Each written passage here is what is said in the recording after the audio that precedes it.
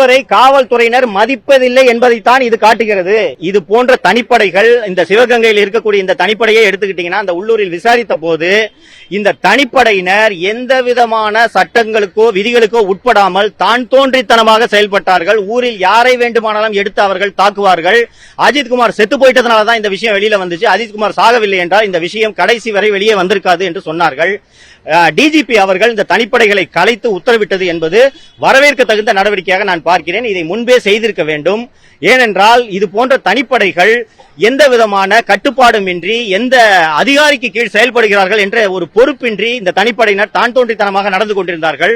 So ஒரு accountability இல்லாமல் இருக்கக்கூடிய இந்த தனிப்படையை கலைத்தது டிஜிபி எடுத்த சரியான நடவடிக்கை என்றுதான் நான் பார்க்கிறேன். 15க்கும் மேற்பட்ட லாக்அப் மரணங்கள் தமிழகத்தில் நடந்திருக்கிறது என்றால் முதல்வருடைய பேச்சை, முதல்வருடைய கட்டளையை ஒரே ஒரு காவல்துறை அதிகாரி கூட மதிக்கவில்லை என்பதைத்தான் இது காட்டுகிறது.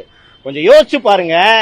கம்ப்ளைண்ட் கொடுக்க வரவன உள்ள ஒரு ஸ்டேஷன்ல வச்சு கொறடாவை வச்சு ஒரு அசிஸ்டன்ட் சூப்பரண்ட் ஆஃப் போலீஸ் 20 பேருக்கு மேல பல்ல புடுங்கிருக்கான். அந்த அதிகாரியை பணி இடைநீக்கம் செய்யாமல் அந்த அதிகாரிக்கு இன்னைக்கு பணி கொடுத்து வச்சிருக்கிற முதல்வர் தாங்க இந்த முதல்வர். அப்ப எப்படி காவல்துறை அதிகாரிகளுக்கு முதல்வரை பார்த்து பயம் இருக்கும் நீங்க சொல்லுங்க. ஒரு 10 பேர் மேல 10 பேரோட பல்ல புடுங்கி கரலக்கல்ல எடுத்து ஈரில தேய்க்கிற ஒரு அதிகாரி மனநோயாளி. குறைந்தபட்சம் விசாரணை முடியும் வரையில், நீதிமன்றத்தில் வழக்கு விசாரணை முடியும் வரையில் அந்த அதிகாரியை பணி இடைநீக்கத்தில் வைத்திருப்பது ஒரு நியாயமாக நாம் எதிர்பார்க்கக்கூடிய ஒரு விஷயம். அந்த அதிகாரிக்கு டிஎஸ்பி கமாண்டண்டா போட்டு அவரை பட்டாலியன்ல அவருக்கு பணி கொடுக்கிறார்னா இவர் எப்படிப்பட்ட முதல்வர்? இப்ப எந்த அதிகாரிக்கு சார் பயம் இருக்கும்?